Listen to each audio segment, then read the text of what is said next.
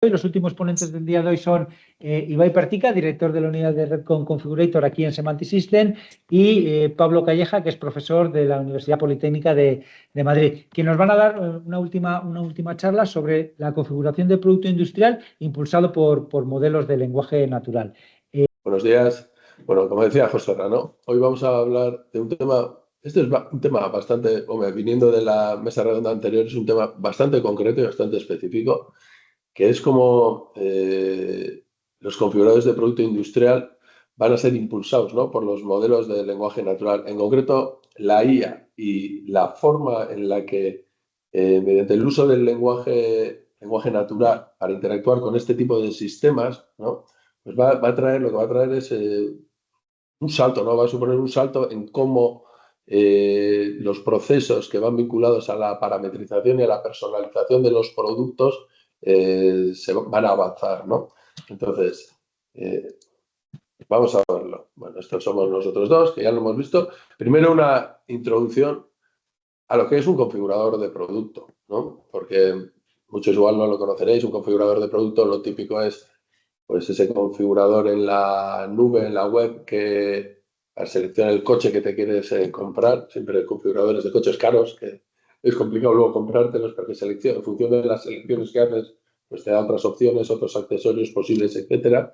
Pero en el ámbito totalmente industrial, un configurador, ¿cuándo se utiliza? Un configurador de producto, ¿cuándo lo necesitamos, ¿no? Porque al final es un software, es un tipo de herramienta que se utiliza tanto en las organizaciones, se utiliza tanto en el ámbito comercial, cuando tienes un producto parametrizable, cuando tienes un producto complejo, eh, para venderlo requieres de unos procesos que son complejos, para poder fabricarlos también. Entonces, muchas veces el departamento comercial suele estar mucho tiempo elaborando una oferta porque tiene que acordarse de todos los detalles que puede tener ese producto, tiene que conocer cuáles son las últimas modificaciones a nivel de opciones que puede seleccionar.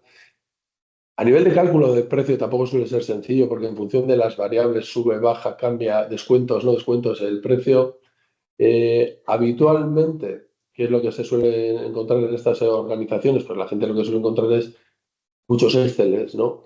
Tanto para definir el producto como para definir los precios, y nunca están seguros de tener la última versión de ese Excel. Es muy habitual, mira, copio aquella oferta que hice aquella vez, me copio el Excel, le cambio tres cosas y ya hago esta nueva oferta, arrastrando pues errores que puedas tener en esos documentos. También, cuando una persona nueva entra en una organización, ya sea en este caso en el ámbito comercial, pero también en el ámbito técnico, pues conocer el producto en base a esas Exceles dispersos, en base a esa documentación dispersa, es muy complicado porque esos son productos parametrizados con mucha variabilidad. Y bueno, y muchas veces, ¿qué es lo que ocurre en estas empresas? Que un comercial, para poder hacer una oferta, acude a oficina técnica. Y esa oficina técnica, pues al final se satura, porque para poder hacer cualquier cosa se acude a ella. Claro, ¿qué dirá oficina técnica? Pues claro que ellos también, como no tienen herramientas de este tipo, muchas veces lo que están es a servicio de otros para realizar tareas de menos valor añadido, cuando oficina técnica en realidad lo que se tiene que dedicar es a hacer los productos o definir y dar valor con los casos difíciles, ¿no? Y con los casos especiales. Muchas veces ellos también tienen que recurrir a documentación dispersa, documentación técnica dispersa, y en función de los requisitos que les vienen, nunca vienen claros o muchas veces no vienen claros, lo que implica muchos reprocesos de fabricación por incumplimiento de esos requisitos. No se automatizan los temas de generación de estructuras, rutas, tienen que generar a mano muchas veces, o copiando y pegando, en este caso también, mucha documentación técnica, planos específicos, etcétera. Bueno, cuando nos encontramos con ese tipo de producto, ¿no? Un producto de fabricación discreta, normalmente un producto altamente personalizable, estos problemas existen en las organizaciones, ¿no? Entonces, configurador de producto es un software que se pone en medio para suplir en gran medida estas carencias que suelen tener en las organizaciones. ¿Y cómo funciona, no? ¿Qué es? ¿Cómo funciona? Pues un configurador de producto al final es un software, ¿no?, en el que se plasma el conocimiento del producto en él, ¿vale? ¿Qué es el conocimiento del producto? Son las preguntas, las respuestas, la estructura que tiene ese producto, ¿vale?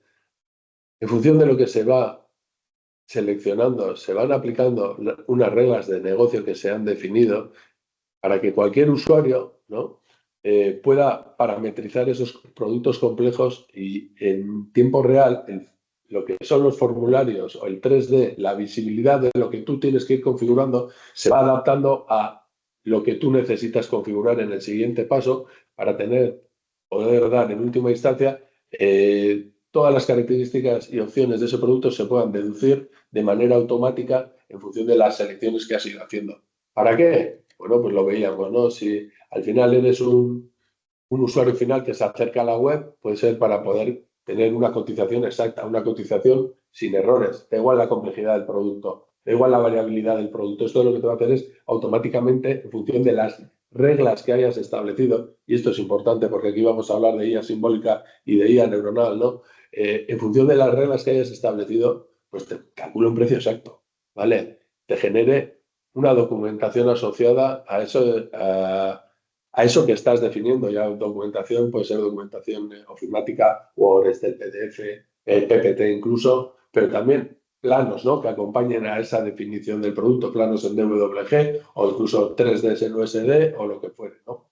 Y eso puede ser, pues, lo que veíamos, en función del uso que se le quiera dar. Si estás más en la parte comercial, acabarías ahí, pero si luego ese producto lo vendes y tienes que fabricarlo, también permite automatizar, otra vez, con esas reglas de negocio, permite automatizar lo que es la generación de estructuras de materiales, rutas de fabricación, planos, etcétera, y todo ello conectado con los sistemas de las empresas y de las organizaciones, ¿no? Estoy diciendo todo el rato esos productos configurables, esos productos parametrizables, esos productos con variabilidad. ¿De qué estamos hablando? ¿No? Pues bueno, aquí pongo algunos ejemplos para que veáis de qué hablamos. Por ejemplo, en el sector de la automoción, pues los autobuses, los remolques, los camiones, todo este tipo de trenes, ¿no? Que hablaba antes algún compañero por ahí. Todos estos productos son productos parametrizables en función del número de asientos, en función de la longitud, del color, etcétera. Pues los planos a generar para fabricar un autobús, por ejemplo, pues son unos o son otros. Bueno, el precio que se le da es uno u otro.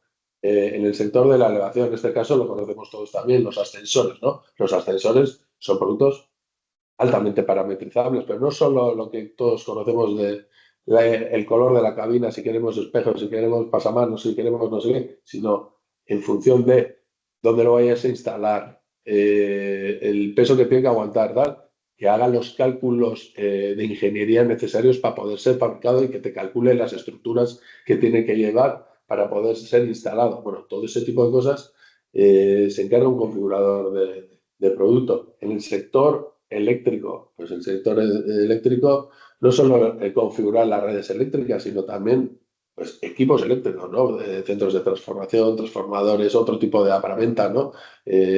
Son productos que muy, muy parametrizables. El sector del mueble, pues una habitación, todos conocemos, ¿no? Poder configurar, poder distribuir los elementos dentro de esa habitación para poder dar un precio final o una configuración final de ese entorno, pero también elementos individuales, ¿no? Persianas, pérgolas, etcétera, ¿no?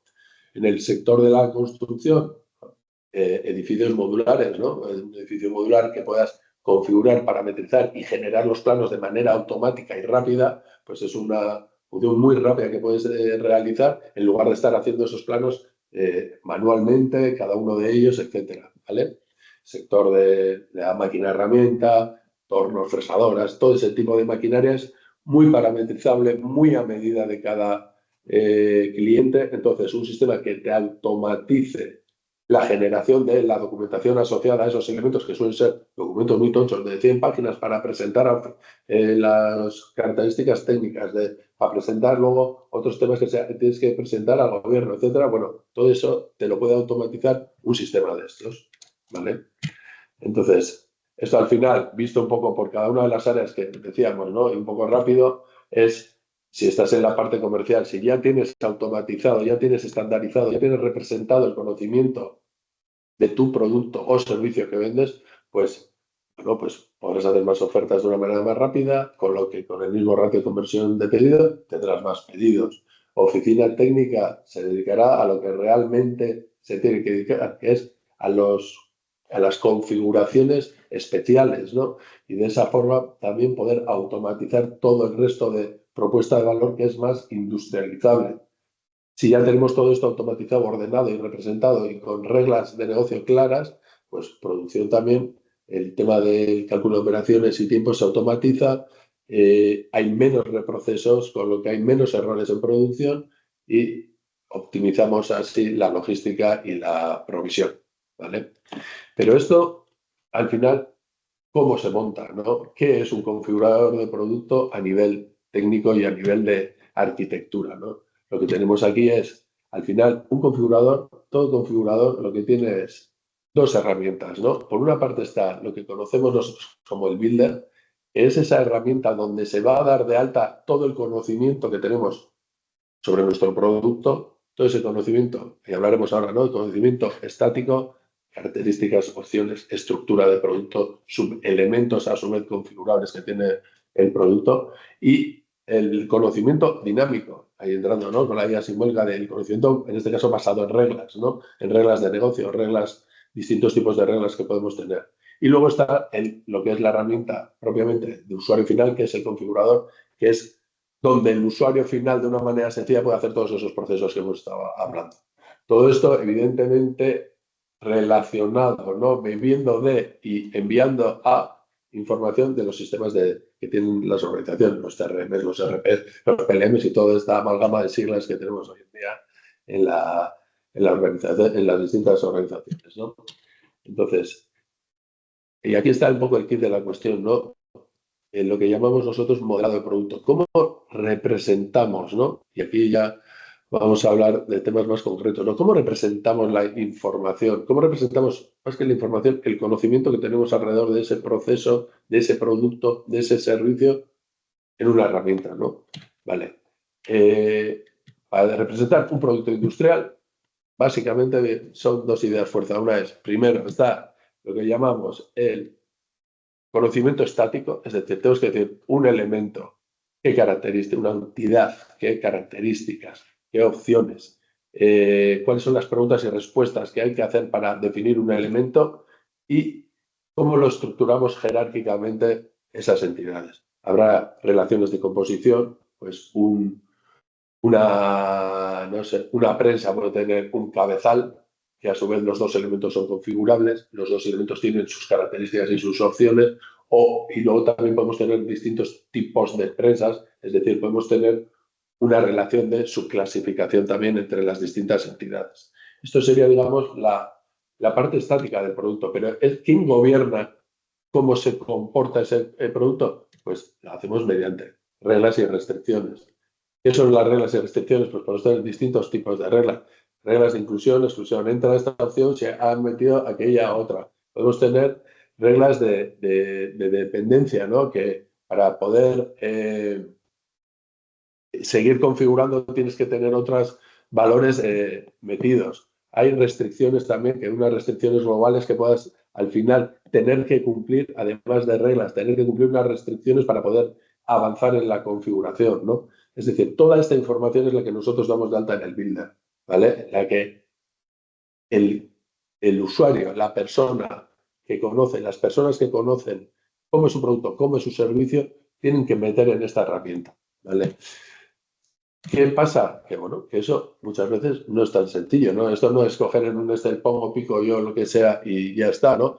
Hay que saber ordenarlo, hay que saber lo que decíamos, cómo montar esa jerarquía, cómo montar esa subclasificación, esa relación entre las distintas entidades, ¿vale?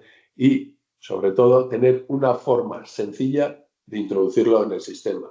¿Esa forma sencilla qué es? Pues es lo que llamamos el builder, que en nuestro caso tenemos una herramienta es low code, ¿vale? Que mediante grafos, mediante wizards, podemos ir definiendo los distintos elementos que hay. Una herramienta cloud, una herramienta en la que podemos ir trabajando en múltiples productos a la vez. Puedes ir en todo momento viendo el resultado de lo que tú estás haciendo, viendo cómo queda en el configurador. puedes también trabajar con distintos perfiles, ¿no? Porque cada uno tiene, en las organizaciones grandes, o bueno, en las pequeñas también, pero cada uno puede tener una visión del producto, es decir, uno puede conocer cómo se generan las estructuras de materiales, otros pueden saber cómo se vende, otros pueden saber cómo hay que parametrizarlo, qué documentación hay que trabajar. Bueno, pues se puede trabajar en equipo y en paralelo y en todo momento queda todo registrado y se puede versionar, ¿no? Entonces, ya tenemos esto, ya tenemos, digamos, el cómo definir los productos, los servicios para que puedan ser parametrizados, para que puedan ser configurados, ¿no? Pero entonces, ¿para qué viene entonces la IA, no? Porque parece que la IA ha venido ahora y que no estaba de antes, ¿no? En realidad, este tipo de sistemas, nuestro sistema, utiliza técnicas avanzadas de representación de grafos y la posibilidad de definir las reglas en un lenguaje muy cercano al lenguaje natural, y ese motor de inferencia, ese motor que al final te dice qué es válido con qué y que te construye el producto final, pues está basado en la IA simbólica, en la IA basada en reglas, ¿vale?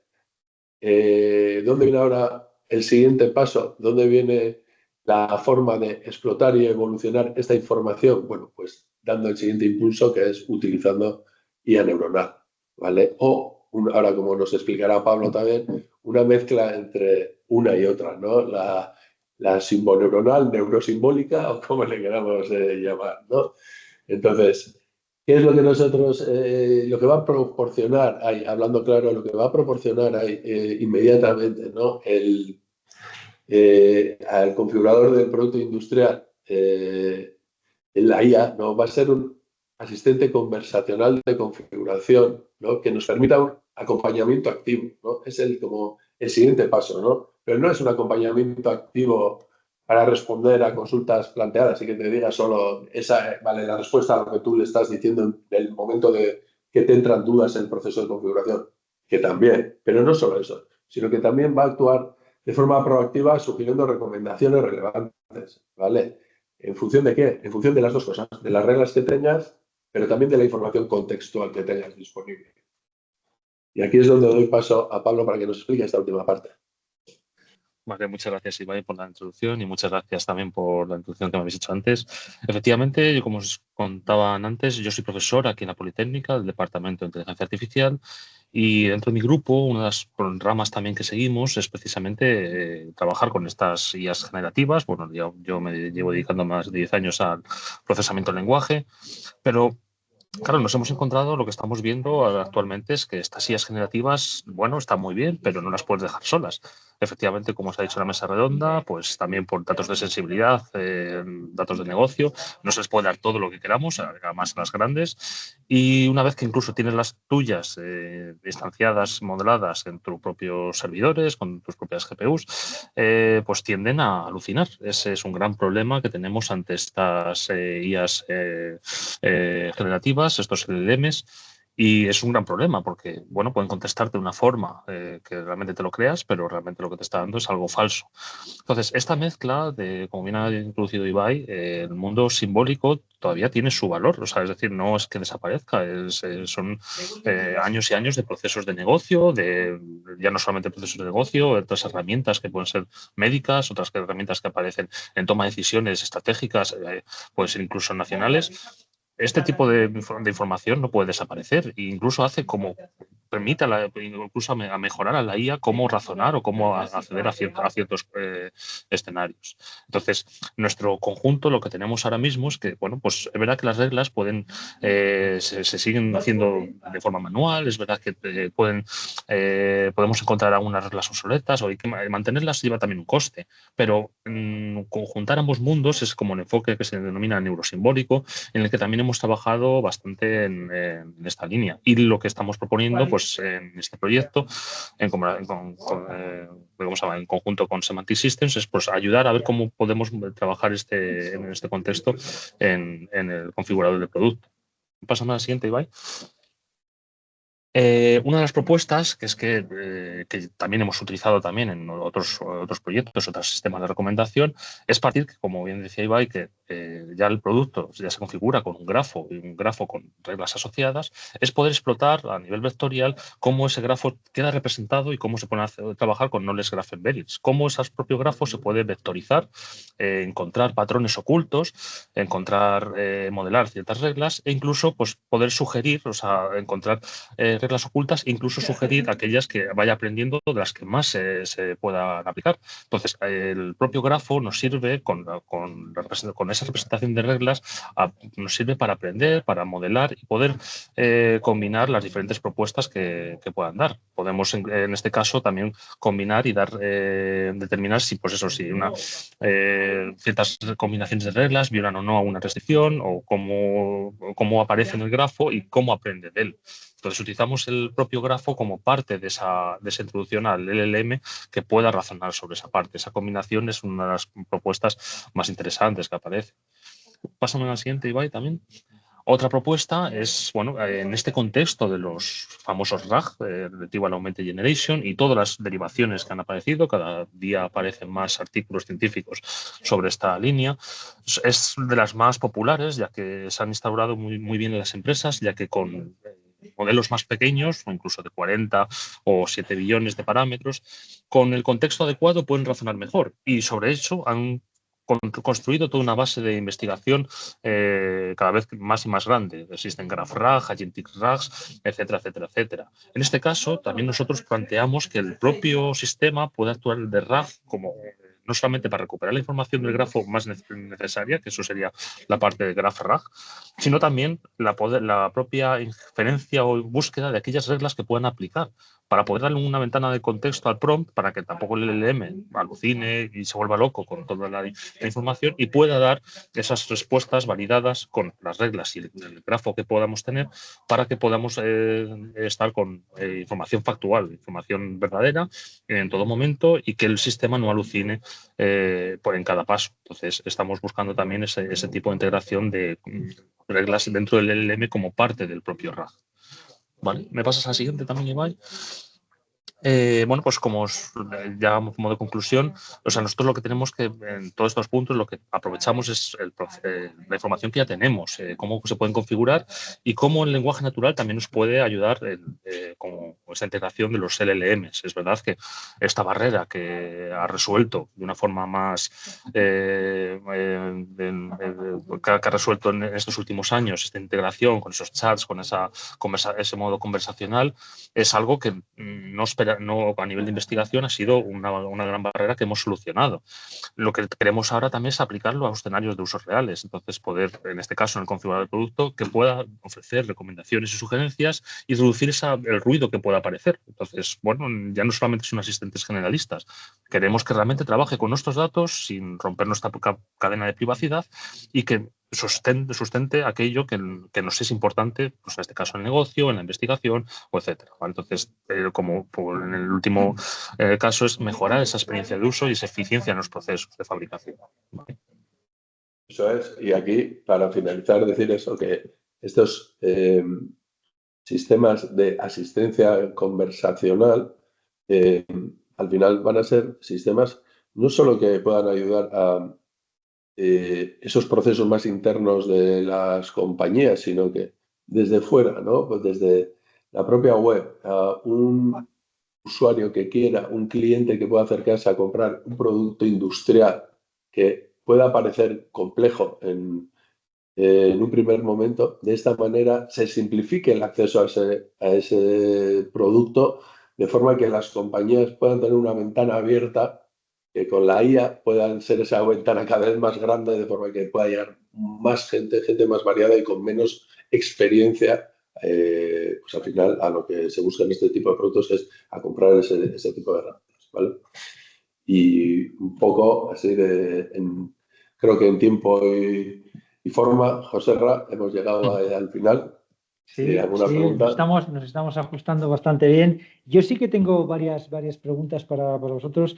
Empiezo un poco con lo que has dicho al principio, el del configurador Ibai, de las reglas, de los datos, del estudio de conocimiento estructurado, pero yo pienso, ¿vale? Un configurador de producto es una herramienta que está utilizando un montón de personas en el mundo para hacer nuestros productos, ¿no? Configurando nuestros productos.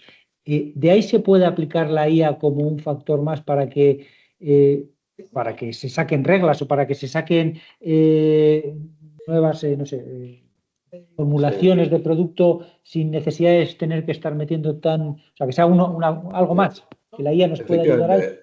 Sí, efectivamente. Esto puede tener varias vertientes, ¿no? Una vertiente es que tú tienes el asistente que en el proceso de configuración yo digo, o quiero una fresadora con un recorrido longitudinal de tal que pueda hacer piezas de tal tamaño, bueno, tú puedes ir diciéndole eso y que te vaya sugiriendo, digamos, ¿no? Basándose tanto en las reglas como en el contexto, que pueda sugerir las respuestas, ¿vale? Pero otra cosa es, efectivamente, ya en organizaciones en las que tú ya tengas una historia, ya tengas un montón de datos guardados, ofertas que has hecho en el pasado, fabricaciones que has hecho en el pasado, todo lo que has fabricado, todo lo tienes o en el ERP, o en bases de datos, o en sistemas heterogéneos, a partir de toda esa información, ¿vale? Deducir esas reglas que puedan ser ya más concretas, ¿vale? Es decir, a partir de toda esa información y las redes neuronales, conseguir esa IA simbólica que te va a acertar y que va a ser siempre correcta, ¿vale? Ese descubrimiento de reglas es otra aplicación de estos sistemas, ¿vale? Uh-huh. Pablo, has dicho antes el tema de la IA generativa y el problema de la definición. Claro, en un configurador esto no puede ocurrir. Tenemos que mezclar ese mundo de la generativa con el determinista de que siempre tiene que ser el dato preciso, ¿no? Y esto lo une un poco a todo lo que hemos estado oyendo esta mañana sobre los RAG y demás. ¿Cómo de importante, ¿no? ¿Cómo de efectivo tiene que ser es un RAG en estos contextos para evitar lo que has comentado antes, ¿no? de errores, ¿no? Claro, efectivamente, ahora mismo toda la comunidad científica y bueno, de innovación que se intentan buscar siempre el mejor RAG, porque al final pero validándolo de alguna forma. Entonces, siempre lo que buscan es como acotar los escenarios donde tengan que estar y tener una precisión de lo más alta posible. Tener en cuenta qué preguntas y respuestas tiene que resolver la IA generativa, cómo debe resolverlas y con qué datos debe funcionar. Ahora mismo, si fuese un sistema solar, el LLM es el centro y todos orbitamos alrededor. Es decir, lo que ya no se pretende hacer es modificar el LLM. Eso es imposible o incluso ni técnicamente ni monetariamente es factible. Pero todo lo que se hace alrededor es toda esa orquestación pues ya sean sistemas de búsqueda de datos, sistemas de incluso propios agentes de IA que busquen los mejores segmentos de texto que puedan ser importantes, es lo que hace que precisamente el sistema se adapte mejor a diferentes soluciones. Yo en mi caso, como revisor también de diferentes técnicas RAG en diferentes conferencias, siempre presentan cada vez más y mejores, pero claro, para diferentes escenarios. Es decir, pues que con LLMs más pequeños, con sistemas que tengan que sean multilingües, que no sean solamente en un idioma, con datos tabulares, solo Excel, solo datos de bases de datos. Cada vez hay una adaptación más fuerte porque es el modelo que busca también la industria. Es que no delegar tus datos ni tu fuerza de conocimiento a terceros y tener control sobre todo también las versiones, porque el día de mañana GPT puede pasar a 5.2, 5.3 sin saber qué ha pasado y tú no saber cómo ha afectado a tu sistema ni cómo de bueno es o cómo cambia luego los resultados que tengas en un futuro. Uh-huh. Y ya por terminar os voy a lanzar una última pregunta. La ignorancia es atrevida y como la mía en este aspecto es muy amplia. Estáis hablando de RAGs más especializados, de modelos de lenguaje más pequeños. Eso, digamos que entiendo que afecta a que la necesidad de cómputo, que la necesidad de GPUs tenga que ser menor, mayor, porque claro, yo asocio eso a dinero, ¿no? Es decir, a mayor capacidad, a necesidad de GPUs, pues más dinerito que se lo digan a Nvidia ahora, ¿no? Entonces, ¿cómo estos sistemas, qué necesidad de computación tienen? Pues ahora mismo, si quieres, Ibai, como contestando. Dale. Ahora mismo, modelos buenos y fuertes que se suelen llamar, o sea, siempre se asocian a los billones de parámetros que tengan. En este caso, 40 billones es un modelo fuerte, 70 billones están mucho más. Pero realmente la realidad es que con 40 billones puedes tenerlo en 1 o 2 GPUs de un coste bastante interesante para poder ejecutarlas y para poder hacer inferencias sobre ellos. ¿Vale? Los modelos, incluso de 40, se pueden intentar destruir una parte de los decimales que tienen asociados a cada memorias, y eso se llaman modelos cuantizados, son más tontos, pero pues su rendimiento puede parecerse a los de las grandes GPUs y puedes utilizar CPU, que eso es lo interesante, pero son más tontos. También hay que tener eso en cuenta. Pero es verdad que, claro, estamos hablando de una sola GPU o dos en una infraestructura que cuesta un dinero, que cuesta una electricidad, y en un servidor que también es específico para GPUs con todo ello. Estamos hablando de dos, incluso, pues bueno, imaginaros que se hace una inversión hasta de 8 o 10 o 16. En nuestro caso tenemos uno de los centros que hemos creado aquí hace poco, tiene unas 32 GPUs de un coste alto. Bueno, eso es una inversión. Estamos hablando de que Facebook, cuando entrenó su primer LLM, o su primero, que eso se remonta a 2019, utilizó 1024 GPUs solamente para ese primer modelo. Entonces, ahora mismo lo que deben tener esas empresas para entrenarlo y para ejecutarlo, etcétera, es lo que tienen que tener ahora mismo esas empresas, las grandes tecnológicas de este contexto, es algo que es inabarcable a nuestro entendimiento y nuestra ejecución. Entonces, obviamente hacen cosas maravillosas. Claude hace cosas maravillosas y GPT hace cosas maravillosas, pero no es una barrera que no se puede, que no podemos superar. Entonces, cada vez se está haciendo IAs más pequeñas, más compactas, mejor adaptables y mejor adaptadas a diferentes contextos. Yo no necesito, también siempre una discusión que siempre tengo a la hora de hacer investigación o con mis propios alumnos es, bueno, a ver, yo puedo tener una IA para que, por ejemplo, me configure el producto, pero no necesito que esa IA sepa hacer código en este contexto, ni que hable chino, por ejemplo.